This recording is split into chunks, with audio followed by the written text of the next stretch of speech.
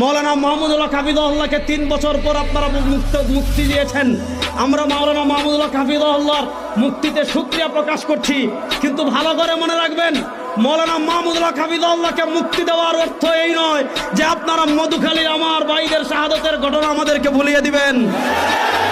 আমরা শাহাদতের দাবি, আমাদের ভাইদের রক্তের দাবি আদায়ের জন্য আমাদের নেতৃবৃন্দ যদি আমাদেরকে নির্দেশনা দেন, আমাদের নেতৃবৃন্দের আনুগত্য চূড়ান্তভাবে প্রকাশ করে আমার ভাইয়ের রক্তের বদলা নেওয়ার জন্য আমরা প্রস্তুত আছি না ইনশাআল্লাহ।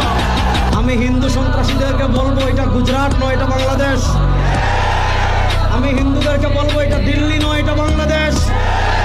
আমি বলবো এটা ইন্ডিয়া নয়, এটা শাহজালালের পুণ্যভূমি বাংলাদেশ। এখানে আপনি আমার ভাইকে পিটিয়ে মারবেন আর পূজার নামে দেশি অস্ত্র আমাদেরকে দেখাবেন। যদি আমাদের সাথে আপনারা খেলতে চান, মাঠে আসেন, আমরা খেলার জন্য প্রস্তুত।